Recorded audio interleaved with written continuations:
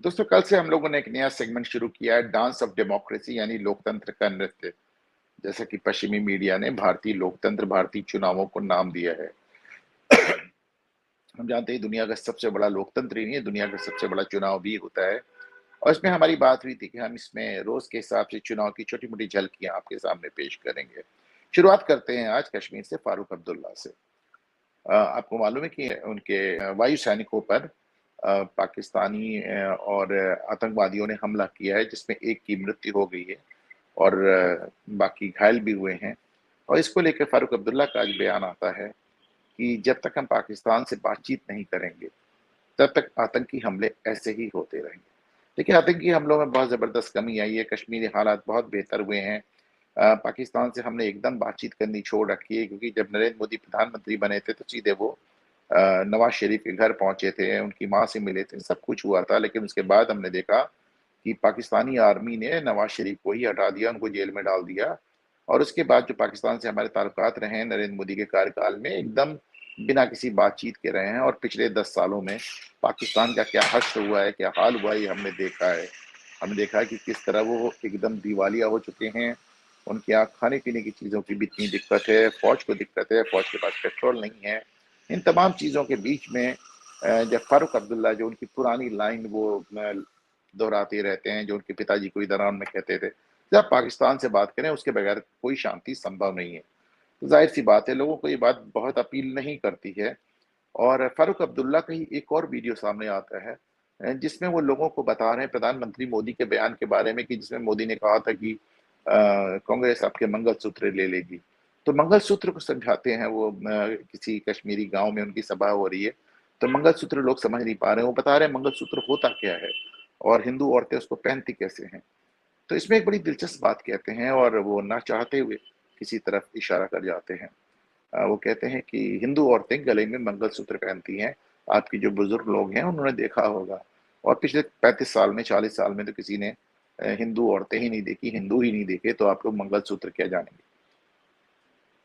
फारूक अब्दुल्ला ना चाहते हुए 1989 के उस कश्मीरी पंडितों के नरसंहार की बात कर रहे हैं, जिसके बाद से पूरे कश्मीर से हिंदुओं को मार कर भगा दिया गया, उन्हें मारा गया, उनकी औरतों का रेप हुआ, किडनैपिंग हुई, और किस तरह कश्मीरी पंडित वहां से भागे कि आज तक पलट के वापस नहीं जा पाए। फारूक उसी का जिक्र कर रहे हैं। कश्मीर से हम आते हैं, बदायूं आते हैं, फिरोजाबाद आते हैं, जहाँ पे शिवपाल यादव दो दो जगह आपको दोहरी भूमिका में नजर आ रहे हैं। बदायूं में उनके साहबजादे लड़ रहे हैं और फिरोजाबाद में राम गोपाल यादव के लड़के लड़ रहे हैं। आपको याद होगा कि पिछले चुनाव में शिवपाल जब नाराज चल रहे थे पार्टी से, तो उन्होंने फिरोजाबाद से अलग से चुनाव लड़ा था और 90,000 वोट, 91,000 वोट पाकर राम गोपाल यादव के लड़के की हार सुनिश्चित की थी। राम गोपाल यादव का माना जाता है कि समाजवादी पार्टी पर पूरा कब्जा है। बल्कि हम लोग मजाक में कहते थे जब अखिलेश यादव लगातार टिकटें बदल रहे थे, कि टिकट तो साहब अखिलेश और डिम्पल का भी बदल सकता है, अगर किसी का नहीं बदल सकता तो सिर्फ राम गोपाल यादव के लड़के का। आज शिवपाल फिरोजाबाद में उनसे कहा जाता है कि आप पब्लिकली, कल मंच हुआ, सभा हुई थी, तो माफी मांगे आप। तो माफी मांगते हैं वो जनता से कि साहब, पिछली बार मुझसे बहुत भूल हो गई और मैंने अपने भतीजे को हरवा दिया, भतीजे यानी राम गोपाल यादव का लड़का। मुझे, मैं तब मानूंगा कि आपने मुझे माफ कर दिया जब इस बार आप रिकॉर्ड बहुमत से इनको जिता कर भेजेंगे। शिवपाल की फितरत में नहीं है इस तरह खड़े होके पब्लिक की माफी मांगना, क्योंकि शिवपाल के पास बहुत ऑप्शन नहीं है, बहुत विकल्प नहीं है।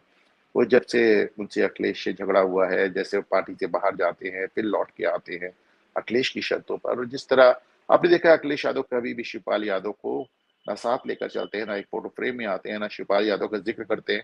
शिवपाल यादव की याद अखिलेश यादव को सिर्फ तब आती है जब मैनपुरी जाते हैं वो डिम्पल के चुनाव में, क्योंकि मैनपुरी में जो सबसे बड़ी लीड आती है डिम्पल को, वो जसवंत नगर से आती है। जसवंत नगर शिवपाल यादव की सीट है और जाहिर सी बात है वहां पे पहुंच के उनको चाचा याद आते हैं।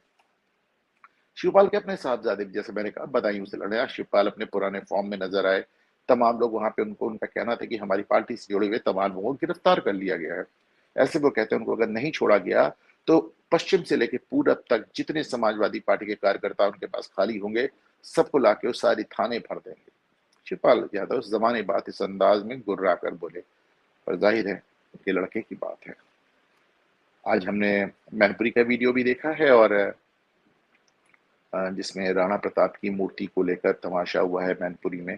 अब इस पे मैं ज़्यादा नहीं कहना चाहता क्योंकि इसके लिए मैंने एक अपना पूरा एक वीडियो अलग बना रखा है, एक लंबा ट्वीट किया है। मैनपुरी वाले वीडियो का लिंक मैं इस वीडियो में दे दे रहा हूँ, आप चाहें तो उसे जाकर देख सकते हैं कि वहाँ पर कितना ज़्यादा तमाशा हुआ है और वहाँ पे किस तरह समाजवादी पार्टी के सदस्यों ने, जो युवा सदस्य थे, उन्होंने राणा प्रताप की मूर्ति पे चढ़कर उनके भाले को टेढ़ा करके उसमें सपा का झंडा खोस दिया।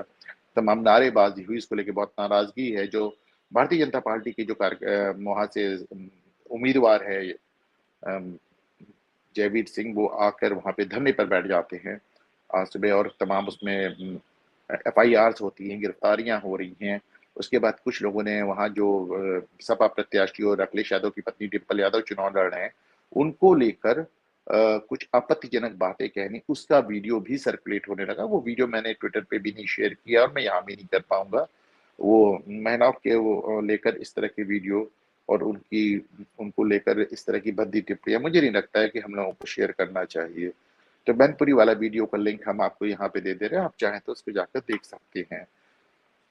मैनपुरी से हम आते हैं वापस कांग्रेस पर। कांग्रेस में राधिका खेड़ा है, आप मानते हैं कि वो उनकी नेशनल मीडिया कन्वीनर यानी संयोजक हैं, राष्ट्रीय प्रवक्ता हैं और उन्होंने कांग्रेस पार्टी से इस्तीफा दिया है ये कहकर कि साहब का झगड़ा तो उनका बहुत 2-4 दिन से चल रहा था, लेकिन फाइनली आज उन्होंने डिक्लेयर किया कि हम इस्तीफा इसलिए दे रहे हैं क्योंकि जब से मैं अयोध्या गई, जब से मैंने जाके रामलला के दर्शन किए, पार्टी के अंदर लोग मुझे लगातार निशाने पर लिए। ये बात उनकी इसलिए मानी जा सकती है कि जब कोई कांग्रेसी नेता अयोध्या जाता है, तो फिर पहली चर्चा यही शुरू होती है, राहुल गांधी कब जाएंगे, प्रियंका गांधी कब जाएंगी।